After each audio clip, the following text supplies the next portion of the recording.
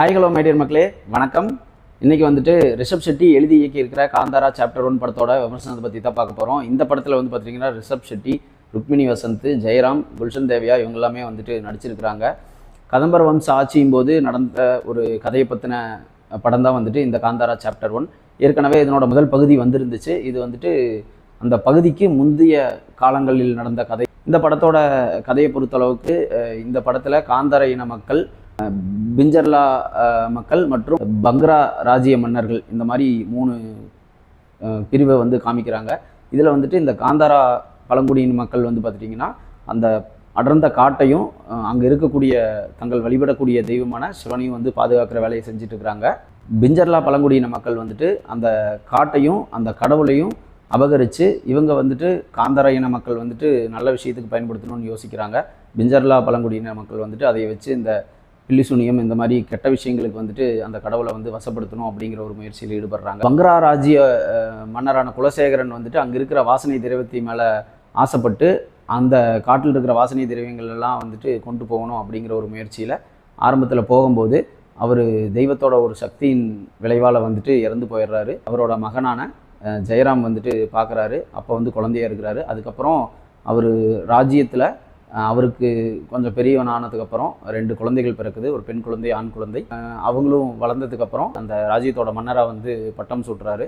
அந்த பெண் குழந்தை வந்து பிறக்கும்போதே வந்துட்டு கை காலெல்லாம் அசையாமல் அந்த மாதிரி ஒரு சுச்சுவேஷனில் பிறக்குது. இன்னொரு பெண்ணிடம் கொடுத்து நீங்கள் வந்துட்டு எடுக்க வேணாம், நான் எடுக்கிறோம் அப்படிங்கிற மாதிரி ஒரு சீன் வந்து வரும். அதுக்கான விஷயங்கள் எல்லாமே கிளைமேக்ஸில் தான் புரியும். குலசேகர மன்னனாக வர குல்ஷன் தேவியா வந்து பார்த்துட்டிங்கன்னா ஒரு பொறுப்பற்ற மன்னன், பொறுப்பற்ற ஆட்சி நடந்துச்சுன்னா எப்படி இருக்கும் அந்த மாதிரி நடத்திட்டு இருக்கிறாங்க. எப்போ பார்த்தாலும் வந்துட்டு ஒரு மாதிரி போதையிலேயே இருக்கிற மாதிரி ஒரு விஷயந்தான் நடந்துட்டு இருக்கிற மாதிரி ஒரு ஆட்சி நடந்துட்டு இருக்குது. சிவப்பூந்தோட்டம் அப்படிங்கிற ஒரு விஷயம் மன்னனுக்கு தெரியுது, அந்த பொறுப்பற்ற மன்னனுக்கு தெரியுது. இவங்க படைகளை கூட்டுட்டு காட்டுக்குள்ளே போகிறாங்க. காட்டுக்குள்ளே போகும்போது இந்த காந்தாரா பழங்குடியின மக்களால் வந்து விரட்டி அடிக்கப்படுறாங்க. படை வீரரை வந்துட்டு பிணைய கைதியை பிடிக்கிறாங்க. அவரை பிடிச்சிட்டு இந்த பங்க்ரா ராஜ்யத்துக்குள்ளே வந்துட்டு ரிஷப் ஷெட்டி, காந்தாரா இன மக்கள் வந்துட்டு அவரோட தலைமையில் வந்து வராங்க. இங்கே இந்த பங்க்ரா ராஜ்யத்தில் இருக்கக்கூடிய முன்னேற்றங்கள், வணிகம் இதையெல்லாம் பார்த்து ஒரு மாதிரி வியப்படைகிறாங்க. வியப்படைஞ்சு இது நம்ம மக்களுக்கும் இதே மாதிரி கிடைக்கணும் அப்படின்னு சொல்லி நினைக்கிறாங்க. அப்புறம் வணிகம் செய்கிறதுக்கான ஏற்பாடுகள் எல்லாமே பண்ணுறாங்க. கடைசியில் வந்து அந்த இடத்த வந்து இவங்களே வந்து கைப்பற்ற மாதிரி ஒரு சூழ்நிலையும் ஏற்படுது. பிஞ்சர்லா பழங்குடியின மக்கள் இந்த காட்டை வந்துட்டு அபகரிக்கிறதுக்கான முயற்சியில் வந்துட்டு பயங்கரமாக ஈடுபடுறதும், பங்க்ரா ராஜ்யம் மன்னன் வந்துட்டு கடைசியில் வந்துட்டு இந்த காட்டை வந்து அபகரிச்சாரா இல்லை அப்படிங்கிறது தான் இந்த படத்தோட மீதி கதை. இந்த படத்தை பொறுத்தளவுக்கு ஃபைட் சீக்வன்ஸ் எல்லாமே ரொம்ப சூப்பராக இருந்துச்சு. விஎஃப்எக்ஸ் காட்சிகள் எல்லாத்துலேயுமே பிரம்மாண்டப்படுத்தியிருந்தாங்க.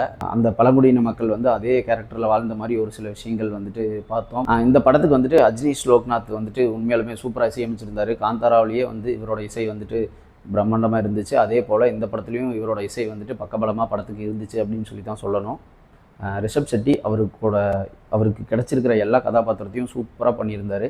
அதே மாதிரி திரைக்கதை எழுதுறதுலையும் மிகுந்த கவனம் செலுத்தி திரைக்கதை வந்து சூப்பராக எழுதியிருந்தார் அப்படின்னு தான் சொல்லணும். ருக்மிணி வசந்த் அவங்களுக்கு வந்துட்டு இந்த படம் ஒரு பெரிய செட்பேக்காக இருக்கும் அப்படின்னு தான் சொல்லணும். உண்மையாலுமே ரொம்ப சூப்பராக நடிச்சிருந்தாங்க. ஜெயராம், அப்புறம் குல்ஷன் தேவியா வந்துட்டு ஸ்டார்டிங்கில் வந்து அந்த இம்சையரசன் 23ஆம் புலிகேசி மாதிரி ஒரு வேடத்தில் தான் இருந்த மாதிரி எனக்கு ஃபீல் ஆச்சு. அது வந்துட்டு ஸ்டார்டிங்கில் வந்துட்டு ஒரு சில இடத்துல வந்துட்டு சிரிப்பை கொடுத்துச்சுனாலும் நிறைய இடத்துல வந்துட்டு ஒரு மாதிரி சலிப்பை தான் தந்துச்சு. அதாவது எரிச்சலடை வச்சுருந்துச்சு தான் சொல்ல முடியும். ஃபஸ்ட் ஹாஃபில் வந்து பார்த்துட்டிங்கன்னா ஒரு மாதிரி லென்த்தாக போன மாதிரி ஒரு ஃபீல் தந்துச்சு. செகண்ட் ஹாஃப்லேயும் அதே மாதிரி ஒரு சின்ன இடத்துல வந்துட்டு படத்தில் வந்து லேக் இருந்துச்சு. பட் அந்த லேக் எதுவுமே வந்துட்டு பெருசாக தெரியாத மாதிரி படத்தோட கிளைமேக்ஸ் வந்துட்டு அற்புதமாக அமைஞ்சிருந்துச்சு அப்படின்னு தான் சொல்லணும். இந்த படத்தில் பக்கபலமாக இருந்தது வந்து பார்த்திங்கன்னா விஎஃப்எக்ஸ் காட்சிகள் வந்துட்டு உண்மையாலுமே நல்லா இருந்துச்சு. இந்த தேவாங்கு வர சீனு இதெல்லாமே வந்து ஒரு மாதிரி நல்லா இருந்துச்சு அப்படின்னு தான் சொல்லணும். நிறைய விஷயங்கள் பார்க்குறதுக்கு ரொம்ப ஒரு மாதிரி சூப்பராகவும் இருந்துச்சு. இந்த படத்தில் வந்து பார்த்திங்கன்னா ரிஷப் ஷெட்டி, ருக்மிணி வசந்தோட காதல் காட்சிகள் எல்லாமே வந்து படத்தில் ஒரு மாதிரி ரசிக்கும்படியாக ஒரு மாதிரி பார்க்குறதுக்கு சூப்பராக இருந்துச்சு. காந்தாரா ஃபேன்ஸ்க்கு வந்துட்டு கண்டிப்பாக இந்த படம் ஒரு ட்ரீட்டாக அமையும். அடுத்த வீடியோவில் உங்களை சந்திக்கும் வரை உங்களிடமிருந்து விடைபெறுவது உங்கள் வேல் நம்பி. See you, bye bye, take care, tata.